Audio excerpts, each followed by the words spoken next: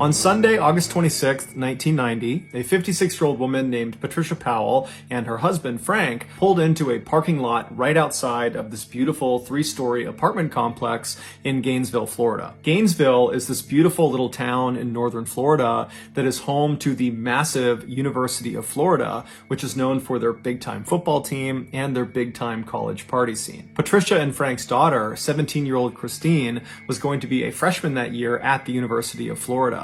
And apparently she had been so excited after getting her acceptance letter that her dad, Frank, had gone out and got a gold necklace for her that had the school's mascot, an alligator, dangling from it. And Christine wore it all the time. 2 days earlier, Christine and her new roommate, 18-year-old Sonia Larson, the two had actually met over the summer when they took some summer classes together. They had actually already come to Gainesville and they had moved in to this white apartment complex that Patricia and Frank were now parked outside of. And after unpacking some of their things in their apartment, Christine and Sonia had left and gone into town and grabbed a bite to eat at a local restaurant. And then afterwards, Christine had used a payphone to call back home and tell her parents how well it was going and how much she already enjoyed her roommate and how excited she was for the year. And she told Patricia and Frank that she would call them the following day. But the following day came and went, and Patricia and Frank did not hear from their daughter. And they had no way to actually call her because she had not set up her landline in her apartment. But Patricia and Frank, they told each other that, of course, everything was fine. You know, she just got to college, she's excited, she's probably out having a good time, and she just forgot to call. And anyways, Patricia and Frank had already planned a visit to see their daughter in Gainesville the next day, which was Sunday. And so fast forward back to that Sunday, and Patricia and Frank are now parked outside of their daughter's apartment complex. They still haven't heard from her, but they're still telling themselves everything's fine, she's probably just busy. And so they get out of their car and they walk over to the building and they go through one of the front access doors that brings them into the building. They find themselves inside of this carpeted stairwell where at every level on the way up, there were doors leading off to each of the apartments. They made their way up to the second level where they knew their daughter's apartment was, and they walk up to her door, and before they even knock or turn the doorknob or anything, they notice on the door there are all these notes, these handwritten notes that have been taped all over it. And they read a couple of them, and they were notes from some of Christine and Sonia's friends on campus that apparently had tried to stop by over the last weekend but had not been able to make contact with Christine or Sonia. And so these notes said things like, "Hey Christine, you know, we came over to try to get you to come out with us, but you didn't come to the door, so we left without you. Sorry, you know, give us a call when you get in." And so obviously the parents are totally worried given the circumstances. They don't know where their daughter is. They've been telling themselves everything is fine, and now these notes make it seem like everything is not fine. But the parents, they keep their cool and they just start knocking on the door and calling out for their daughter.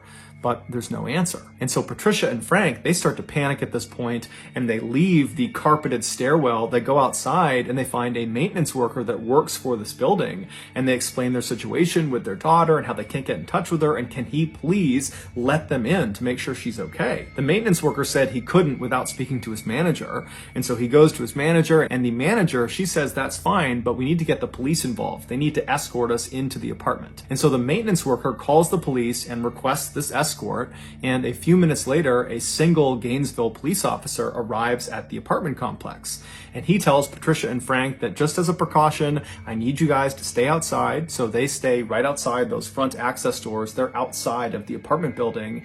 And then this officer, along with the maintenance worker and the manager of the building, those three, they go inside the stairwell, they go up to the second floor. And at that point, the maintenance worker gets out his keys, he finds the right one, and he opens Christine and Sonia's door. The door swings open, and immediately the police officer yells out for the two girls, but there's no answer. And so the officer is first into the apartment, which basically immediately opens up to their living room. And in the middle of the living room is a couch that's angled towards the right side of the room where a TV had been set up. And so the officer, again, as he walks in, he's calling out, trying to get the girl's attention, but there's no answer. Behind him is the maintenance worker and the building manager. And they begin making their way towards the right side of the living room, over towards that TV, to see if maybe someone was laying on the couch. And as they round that corner and can finally actually see the front of the couch, the maintenance worker, after seeing what he saw, screams out and runs out of the apartment.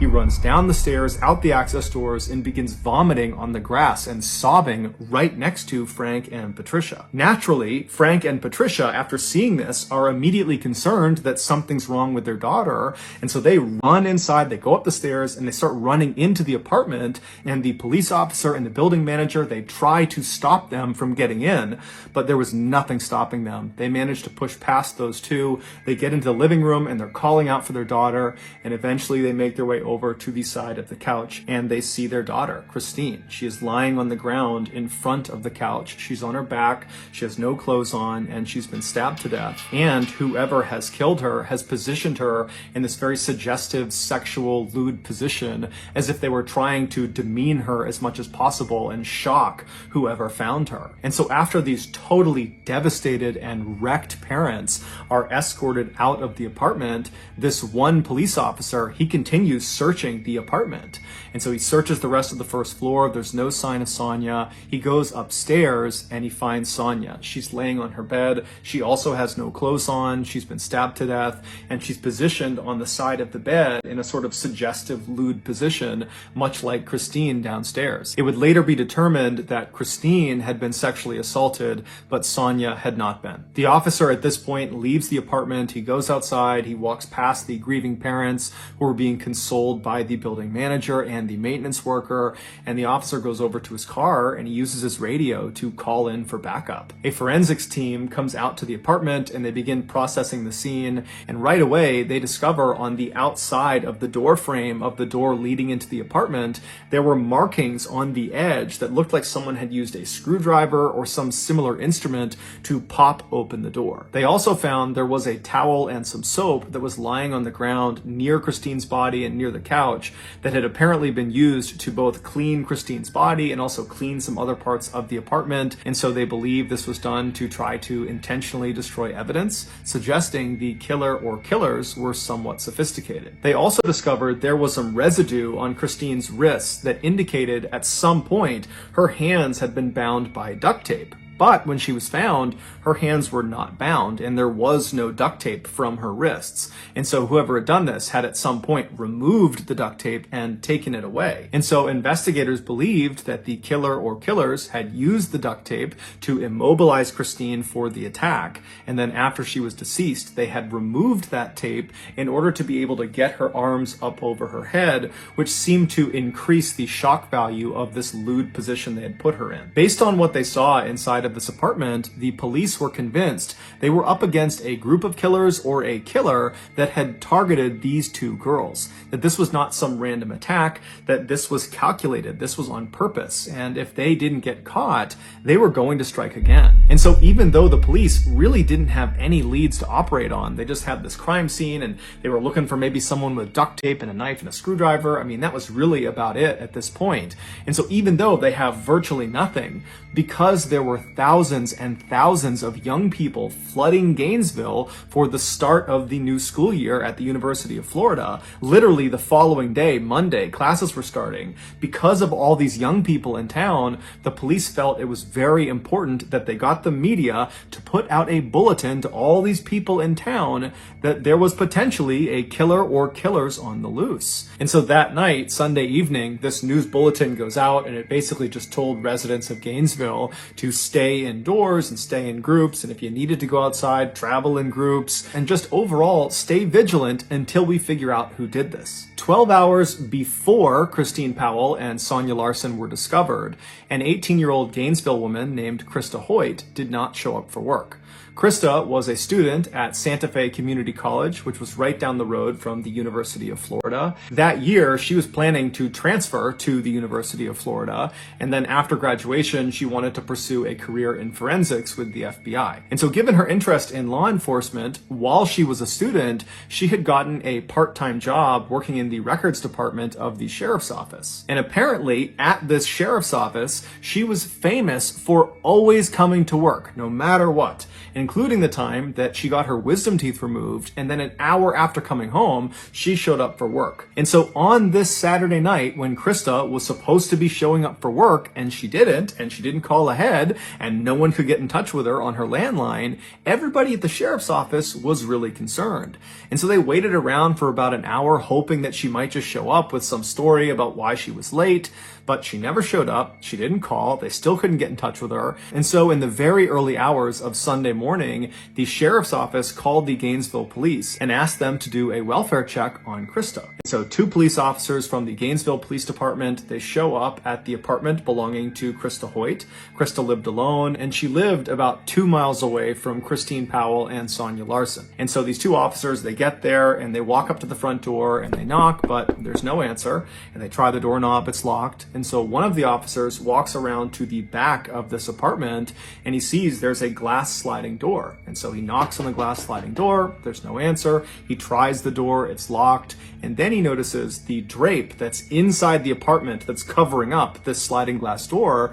It reaches almost to the ground, but not all the way. There's a couple of inches on the bottom where if you were laying on the ground, you could actually look through this little space and see into the apartment. And so that's what he does. He lies down and he puts his flashlight up and he looks through this couple inch gap on this window. And as soon as the light illuminates what's inside of this apartment, he finds Krista. Krista is sitting on the edge of a bed that's not that far away from the sliding glass door, and she's facing the door. She's kind of hunched over at the edge of the bed. She's got no clothes on, and she's got stab marks all over her back, and she's missing her head. And her head was next to the bed to the left, up on the shelf, and it was positioned in such a way that it almost appeared like the head was looking down at the detached body. When this crime scene was processed, the forensics team immediately noticed there were marks on the backsliding glass door where someone had used probably a screwdriver or something similar to pop the door open. And then they also found residue of duct tape on Krista's wrists, but the duct tape was gone. She was found with her hands not bound. It would later be determined that Krista had been sexually assaulted before she had been murdered. The obvious similarities between Krista's crime scene and Christine and Sonia's crime scene were initially only recognized by Gainesville police because much of the information about the 2 crime scenes was not public. But that night, Sunday evening, when the police went to the media and asked them to put out that bulletin to all Gainesville residents to say that there could be a killer or killers on the loose, it didn't take long for residents of Gainesville and news anchors to begin speculating that you have these 2 murders that have happened really close together physically. They're less than 2 miles apart, and they've probably occurred within the last 24, 48 hours. So they've happened in rapid succession. They're both unsolved. And so even without intimate details of the crime scene, it wasn't hard to say, I think these 2 are probably connected. And so that night, Sunday evening, Gainesville really went into a state of panic. And within hours of this news, you had stores all over Gainesville that had sold out their deadbolts and locks, their mace, their stun guns, their baseball bats, their actual guns, their knives. I mean, people were really trying to arm themselves to protect themselves against this unknown threat that was murdering students in Gainesville. And the police, even though they did not come out and substantiate the claims that, perhaps these 2 homicides are connected, they did believe they were. And so that night, Sunday night, as all this chaos is kind of unfolding in town, the police put hundreds of officers all over the place, on foot on every street corner. They had police cars and trucks parked all over the place. I mean, the entire town was on an extreme heightened alert because the police believed another attack was imminent. And so all they could do was try to come out in force to try to discourage the killer or killers from striking again. But as it would turn out, it didn't work. By the following morning, so Monday morning, what was happening in Gainesville had gone from just being a Florida story to a national story, and everybody all over the country was talking about it. And one woman named Lisa Byers, who was in her 20s, she did not live in Gainesville, but she had a very close friend who did. She was 23-year-old Tracy Paulus. Tracy had taken some years off from college, but that year had decided to go back and give it another go. And so she was enrolled at the University of Florida. And so Lisa called Tracy and said, hey, I'm watching the news. This is crazy what's happening in your town. How are you holding up? And Tracy would tell her that, I'm just as concerned as everybody else. It's terrifying to think there are killer or killers on the loose, but I think I'm okay because I have my roommate. Tracy's roommate was 23-year-old Manny Taboda, who was this big, strong former football football player who was very close with Tracy. The two had never dated, but they had been very good friends for a number of years. And he too had taken some time off of school and had agreed to go back because Tracy had convinced him, come back, get your degree with me, and we'll live together. And so when the news broke about these killings happening in their town, Manny had told Tracy that he would protect her, that nothing would happen to her. And so when Lisa heard this from Tracy, that she thought that she was okay because she has Manny and, he'll look after her, and they were not planning to really leave the apartment much besides classes, Lisa was reassured, but she was still worried. And so she told Tracy, please give me a call this evening after you come back from classes just to let me know that everything is okay. And so Tracy said she would, and then they hung up. And then that evening, Tracy did not call Lisa back. And so Lisa tried calling Tracy, but no one picked up. And so that night, Lisa went to bed. She was very worried, but she went to sleep. And then early the next morning, which was Tuesday morning, she tried calling Tracy again, but there was no answer. And so Lisa reached out to a mutual friend of theirs that lived in the same apartment complex in Gainesville. His name was Tommy. And so she asked Tommy, can you please go over to Tracy's apartment and make sure she and Manny are okay? And so Tommy said, no problem. I'll give you a call from Tracy's landline once I talk to her.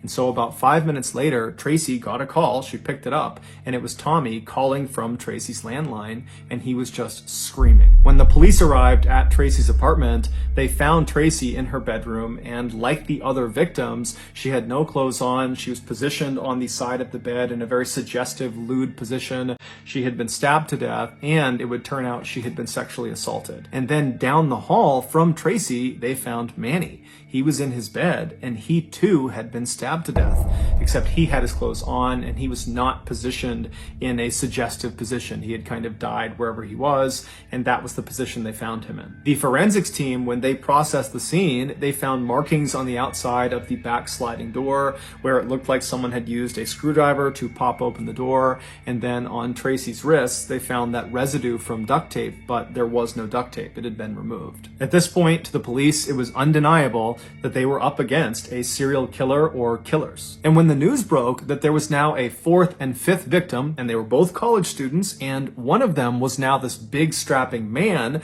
that apparently was taken down just as easily as these other four petite women, this threw Gainesville into an absolute state of pandemonium. Suddenly, it felt like no one could protect them. The people in Gainesville, they were fair game. It didn't matter that police were out in force in the streets, and you had people walking around with guns and baseball bats and mace, and you had people locking their doors and sleeping in groups. It was like no measures were actually stopping these killings from happening. Whoever was doing it was killing with impunity. And so that day, Tuesday, you had hundreds and hundreds of students from the University of Florida just leaving the school who just didn't come back.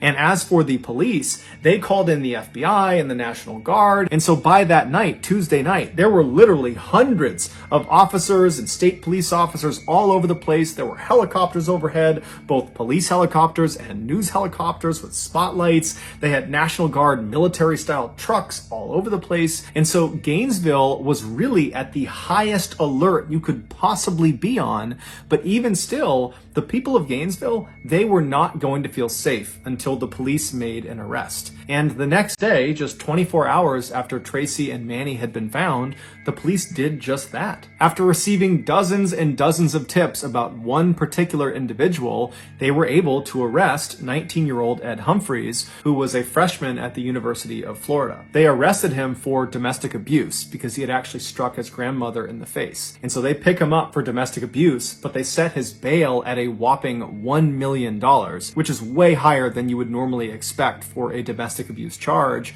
But this was a unique circumstance where he was being arrested for one thing, but really he was being looked at as the suspect of these 5 homicides. And so the police really needed him to stay behind bars. And this massive bail, that did that. He had no way to pay it. And so while Ed was behind bars, the police began investigating him, and they found there was a lot of reasons to believe he was the serial killer. He had shown he was willing willing to be violent because, after all, he punched his grandmother in the face. And people that knew him said he was totally mentally unstable and that he hated women and that he would walk around with a knife on his belt basically all the time. And at night, he was known to walk around the forests of Gainesville. There were these very thick forests that kind of butted up against the University of Florida.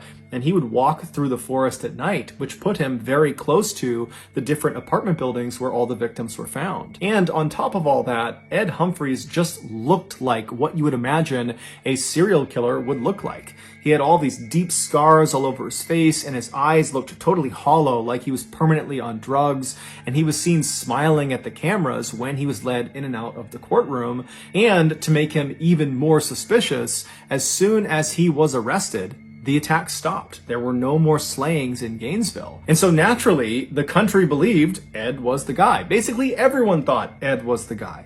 But it came back that his blood type was type A, and the killer or killer's blood type, the blood that had been found at the various crime scenes, was type B.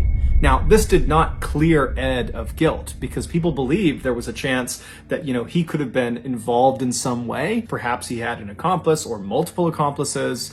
But when this news broke, pretty much everybody was back on edge because clearly there's at least one or more killers that are still on the loose. Shortly after this blood type discrepancy presented itself, the FBI approached the Gainesville police and said, hey, why don't you use our VCAP program? VCAP stands for Violent Crime Apprehension Program. And what it was this computer program where it allowed investigators to input details of their crime they were investigating. And when they submitted it, it would be compared against this huge database of other crimes in the country. And if there were any similarities with any other crime, those similar crimes would get popped on screen. And so when the Gainesville police input the information from these 5 student slayings in Gainesville, the computer program spit out a single match. It was from an unsolved triple homicide in 1989 in Shreveport, Louisiana, which is a town located about 800 miles to the northwest of Gainesville. Shreveport, back in the late 1980s, was considered so safe by its residents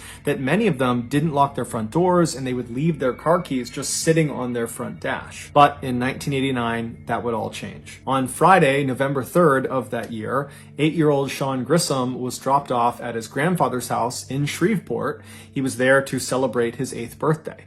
And so his grandfather was this 56-year-old man named Tom who was divorced, and he was getting ready to retire soon, and he was also trying to spend more time with his grandson. And so he was very excited about having Sean over. Also staying at this house with Sean and his grandfather was Sean's aunt, 24-year-old Julie Grissom, who was a college student. She was attending Louisiana State University in Shreveport. When Sean was dropped off by his mother at his grandfather's house, the grandfather, Tom, yelled out to the boy's mother and said, I'll have him back by Monday. I'll drop him off, see you later.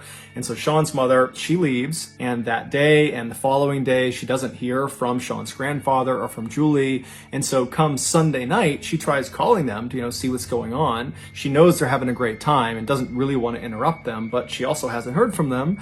But they don't pick up. She convinces herself that everything is just fine, that I'm sure there's an explanation, and so she ends up going to bed. And so the next morning, Monday morning, when Sean is supposed to be dropped off early enough that she can take him to school, when he doesn't show up, the mother calls the grandfather back and tries to get in touch and figure out what's going on, but she can't get in touch with him. And so she's telling herself that, okay, well, his grandfather must have just dropped him off at school. And so the mother calls Sean's school, and the school says, no, we have not seen Sean today, and we haven't heard from him, so we don't know what's going on. And so now Sean's mother is terrified. She calls the police, and the police actually get in touch with the neighbor of Tom Grissom, and they ask this neighbor, hey, can you go next door and just make sure Tom and Sean and Julie are okay? And so this neighbor says, no problem. They leave their house, and immediately they notice, as they're looking at Tom's house, that the 2 cars in the driveway had not left since Friday. It was just something the neighbor noticed. And then they also noticed that there were 2 newspapers at the end of the driveway. It was the Monday and Sunday paper. And they knew Tom always read the newspaper. And so the idea that he would just leave them sitting at the end of the driveway, that didn't really add up. And so the neighbor walks around to the front door, and they notice there are lights on inside, and they knock on the front door, but there's no answer. They try the front door, but it's locked. And so they end up going around to the very back of the house, and they're able to get into the house through the garage. And then through the garage, they open another door that leads into the main part of the house. And this neighbor they immediately see on the ground towards the back door near the kitchen is Tom. He's laying on the ground and he's obviously deceased. And so this neighbor, they run out, they call the police. The police come back over, they go inside the house, and sure enough, they find Tom Grissom has been stabbed to death. He's laying on the ground near the back door. They find Sean Grissom, the 8-year-old. He's slouched over on the couch in front of the TV, and he's been stabbed to death as well. And then upstairs, they found 24-year-old Julie, the aunt, and she was positioned on the edge of the bed in this very suggestive way. She had no clothes on, and she had been stabbed to death, and it would later be determined she had also been sexually assaulted before she was killed. And they also discovered there's vinegar on her body, as if whoever's done this has attempted to clean her with vinegar. There was no sign of a robbery in the house or ransacking in the house. There was no sign of forced entry. Overall, the investigators said this was a very neat crime scene, as if whoever did this had done this with great intentionality. And so after kind of going through the crime scene, the police really didn't have any leads to go off of. And so this crime went unsolved. And so as these Gainesville police are looking at this report in this VCAP computer system, and they're reading about this unsolved triple homicide, all they can think about is how unbelievably similar the crime scene was to all the crime scenes of the student slayings. Specifically, that Julie had been arranged in this kind of suggestive pose like the other female victims in Gainesville. And on top of that, it was determined that the blood type of the killer in Shreveport was type B, same as the killer or killers in Gainesville. So there was a match in the blood type. Somehow, after this discovery through this VCAP program, the media found out about this Shreveport unsolved triple homicide and how apparently it was incredibly similar to all these slayings that have taken place in Gainesville. And so before long, that was all every news network all over the United States was talking about. And at first, the police in Gainesville and anybody involved in this investigation was very upset about this because one, they probably had a leak that someone was giving information to the press, but two, the press was kind of jeopardizing their investigation because by having these details leaked, the killer or killers could potentially benefit from kind of knowing what the police were thinking about and what they were up to. But as it would turn out, this particular leak would prove to be quite fruitful. Shortly after this news about the Shreveport killing and the student slayings was all over the news, this woman named Cindy, who lived in Shreveport, she called the police after watching all the news like everybody else and told the police they really ought to look at this guy, Danny Rawling. Danny Rawling was this 37-year-old drifter who was in Shreveport at the time of the Grissom family murders in 1989, and apparently after those murders, he had told Cindy's husband that he, quote, had a problem, and his problem was he liked stabbing people. And Danny literally always walked around with a huge knife on his waist. He seemed totally mentally unstable. And so this claim that he liked stabbing people, Cindy and her husband took literally and basically told him to stay away from them. And so in one of their last conversations with Danny actually told Cindy that he planned to leave Shreveport and go someplace where there's lots of beautiful young women that he can just stare at all day long. When police asked Cindy, do you think he's capable of killing all 8 of these people? She said, oh yeah. And so the police turned their attention to Danny and began researching his background, and they discovered he was raised in a very abusive household. Specifically, his father really couldn't stand him. They had a really bad relationship. And then when Danny got old enough, he joined the Air Force, but he was kicked out after 2 years for being mentally unstable. And once he was discharged, he began the string of armed robberies in the 1980s, and he eventually got caught and spent the bulk of the 1980s in prison.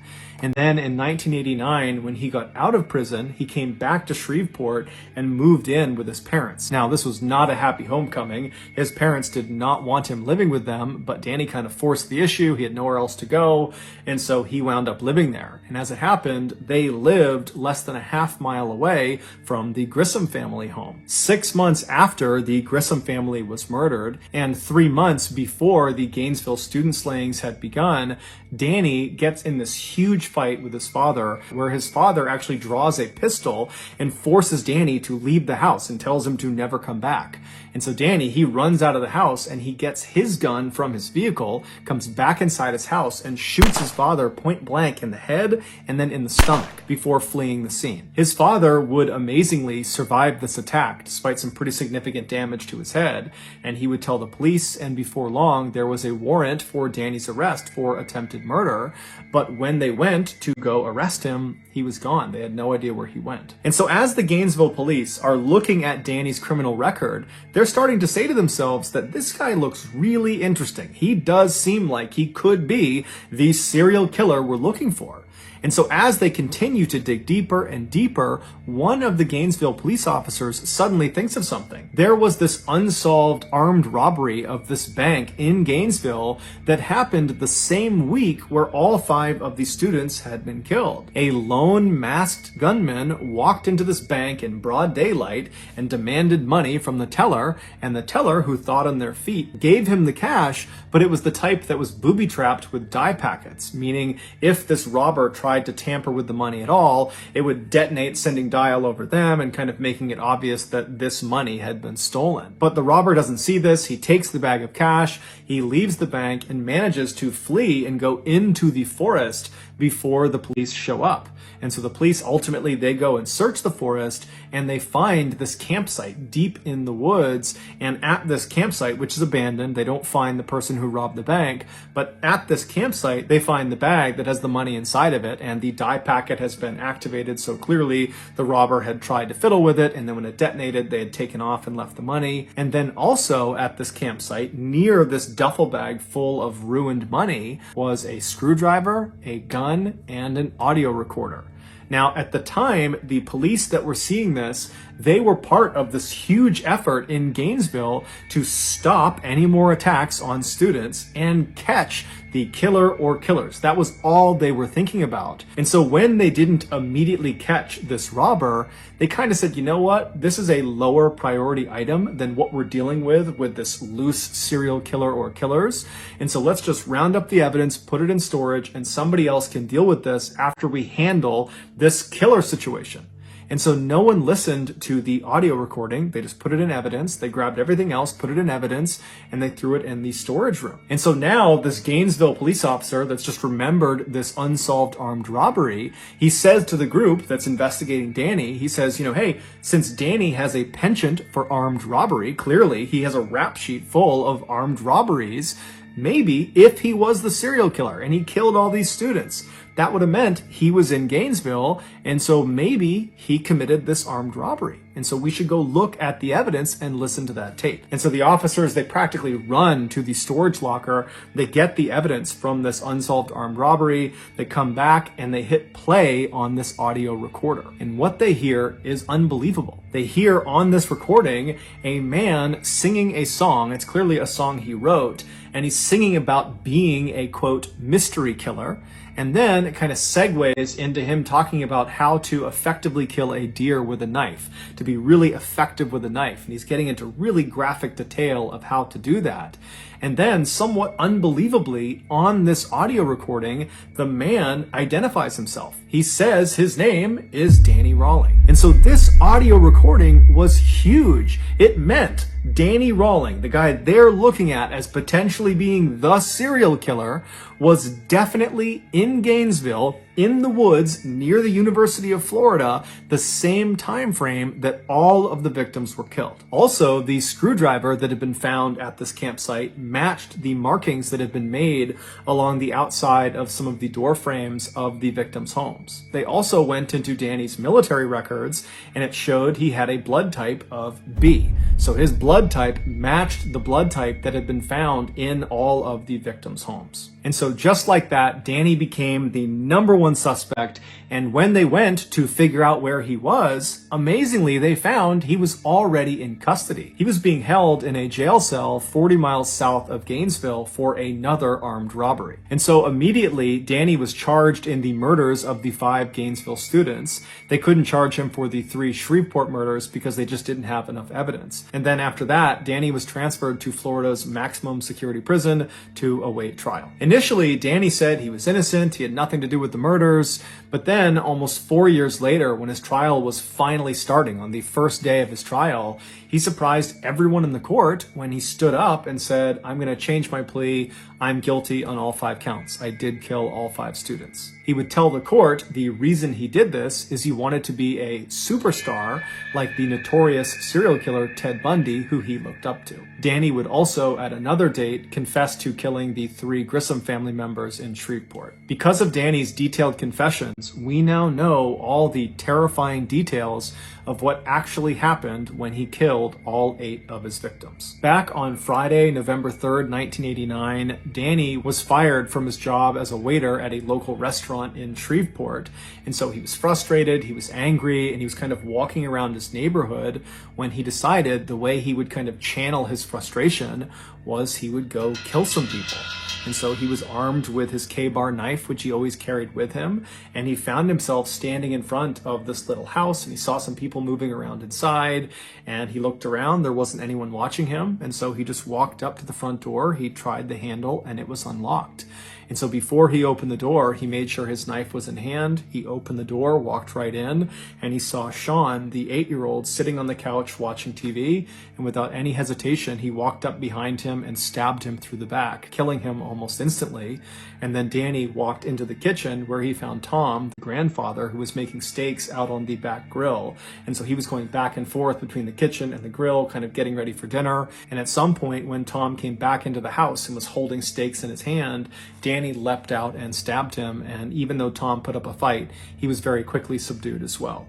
And then after that, Danny made his way upstairs where Julie was, that was Sean's aunt, and she was getting ready for a wedding she was going to attend that night for one of her friends. And so she had just gotten out of her shower and she was getting ready to put on this red dress she had picked out, and Danny walked into her room and she most likely saw him, at which point Danny would have told her what he had just done to her loved ones downstairs, and he threatened her with the knife and said, "If you don't listen to me, I'm going to do the same thing to you." And because she was terrified, she listened to him, and so he immobilized her, and then he sexually assaulted her, and then he stabbed her to death. Afterwards, he cuts the tape off of her wrists and puts the tape in his pocket, and then he lays her out on her back on her bed, and then he goes downstairs and gets some vinegar and uses the vinegar to attempt to clean her body, to destroy any evidence he might have left behind.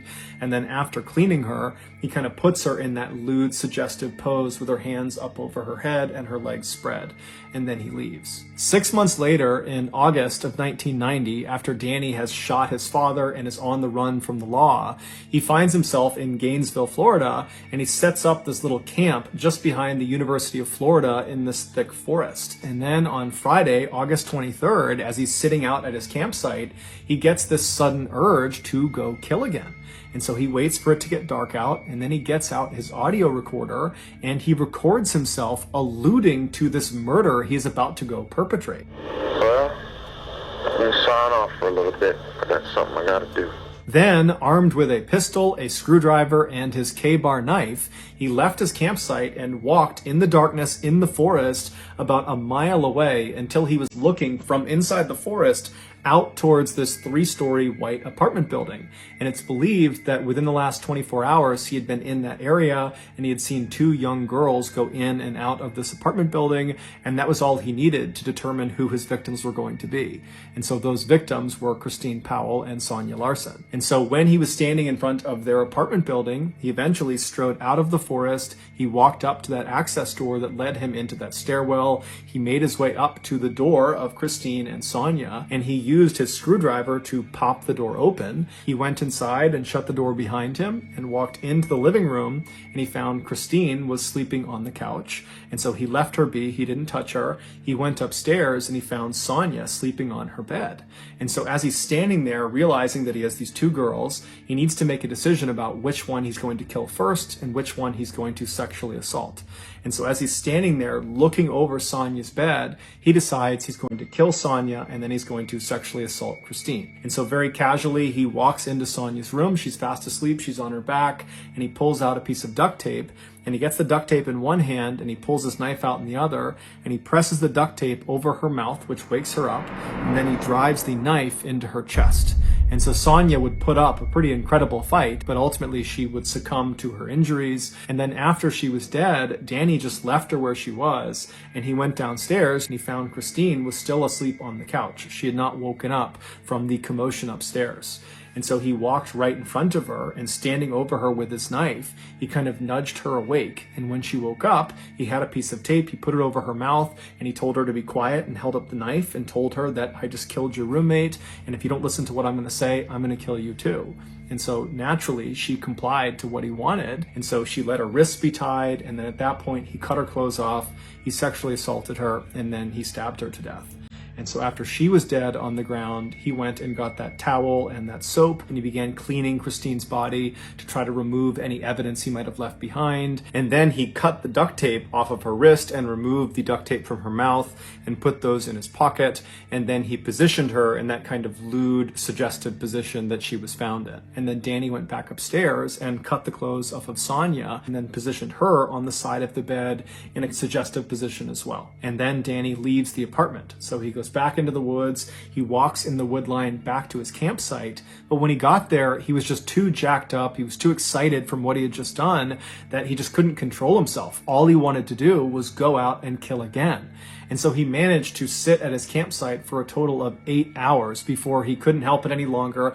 He had to go back out and find another victim. And so his next victim, he decided, would be this woman he just happened to see a couple of days ago. He was walking down the road near this row of apartments near the school, and he looked into one of them, and he just saw there was this girl in this apartment, and he just thought for a second, I bet she lives alone there.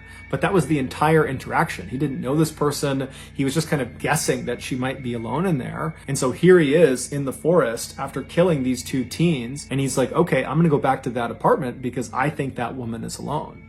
And that woman would be Krista Hoyt. And so in the early morning hours of Saturday, August 24th, Danny leaves his campsite with his screwdriver, his gun, and his K-bar knife, and he walks about a half mile away from his campsite until he's still in the woods, but he's looking out at the back of Krista's apartment. And then at some point, he walks out of the forest, he walks right up over her fence and gets up to her back sliding door. He uses his screwdriver to pop the sliding door open. He slides it open, he steps inside, and he finds out that Krista is actually not in her apartment. There's no one in her apartment. But instead of leaving and finding another victim, he decides he'll just wait for Krista. And so he shuts the sliding back door and he goes into her bedroom closet and shuts the closet and then just waits. And he stays in her closet for several hours until around 11 a.m. that morning. Krista comes home, and when she was in the house, he waited a little bit longer to make sure she didn't know he was there. And then at some point, he kind of slipped out of the closet, snuck up behind her, and put her in a chokehold. Now, at first, Krista tried to fight back, but eventually she realized she could not overpower whoever this was. And at that point, she said, okay, what do you want? And Danny would tell her, you got to listen to me or I'm going to kill you. And he showed her the knife. And so Krista said, okay. And she put her wrists out. He taped her wrists with duct tape. He put tape over her mouth. And then he brought her into her bedroom where he cut her clothes off and sexually assaulted her. And then afterwards, he stabbed her to death. Once she was dead, he cut the duct tape off of her wrists and pulled the duct tape off of her mouth and put that duct tape in his pocket. And then he positioned her body on the bed in a suggestive position before he left. When he got back to his campsite, he realized he had accidentally left his wallet in Krista's apartment. And so, calm as can be, he walked back through the forest, right back into Krista's apartment. He found his wallet and he was about to leave when he thought to himself, well, wait a minute, I should mutilate her body. And so he pulled Krista's body off of the bed and using his knife, he decapitated her. He put her head up on the shelf next to the bed, and then he repositioned her body on the edge of the bed, making it seem like she was kind of hunched over, looking out the back door.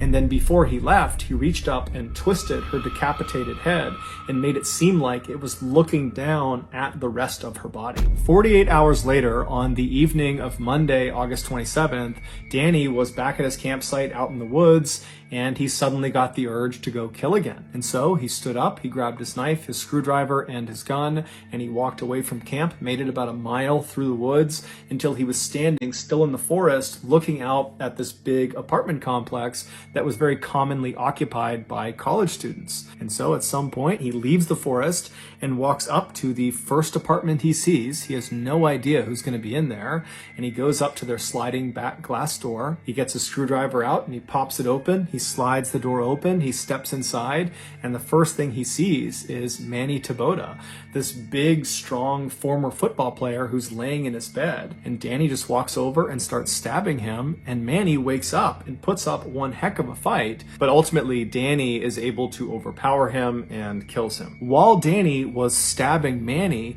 the other resident inside of this apartment, 23-year-old Tracy Paulus, she was in the shower, and so she gets out of the shower and she hears all this commotion down the hall, and so she steps into the hall and she looks into Manny's room and she sees Danny on top of him stabbing him. And so Danny looks back, he sees Tracy. Tracy screams, she runs down the hall into her bedroom, she slams the door behind her, she locks it, and then she leans up against the door to try to keep it shut. Meanwhile, Danny just continues to stab Manny until Manny is dead. And then Danny stands up and he just walks down the hall, calm as can be. He gets to the bedroom door where he knows Tracy is. She's trapped, she can't go anywhere, and he begins to smash the door down. He's ramming it with his shoulder, he's kicking it over and over again, and Tracy's screaming for him to stop, but eventually he manages to just kick the door down. And as soon as he's inside the room, Tracy kind of stands back and she says to Danny, "Are you the one?" And Danny looks at her and says, "Yes, I am the one." And then he threatened her with the knife and said, "I'll kill you just like the guy down the hall unless you listen to me." And so Tracy listened. She got her wrists bound and her face bound. And then Danny cut the clothes off of her and then sexually assaulted her. And then he stabbed her to death. And then after she was dead, he cut the duct tape off of her wrists and removed the duct tape from her mouth and then positioned her body in a suggestive sexual position on the edge of the bed, and then he left. Later that day, Danny would rob that bank in Gainesville, and then 1 month later, Danny would be arrested for a botched armed robbery 40 miles south of Gainesville, and then while he was in prison, he would find out he was being charged with the 5 murders in Gainesville. 16 years later, at 6 p.m. on October 25th, 2006, Danny Rawling was led into the execution chamber in Florida State Prison. He offered no apology to the family members of his victims that were on the other side of the glass. Instead, Danny just sang a religious hymn to himself in order to comfort himself. And then 13 minutes later, Danny was pronounced dead. He was executed via lethal injection.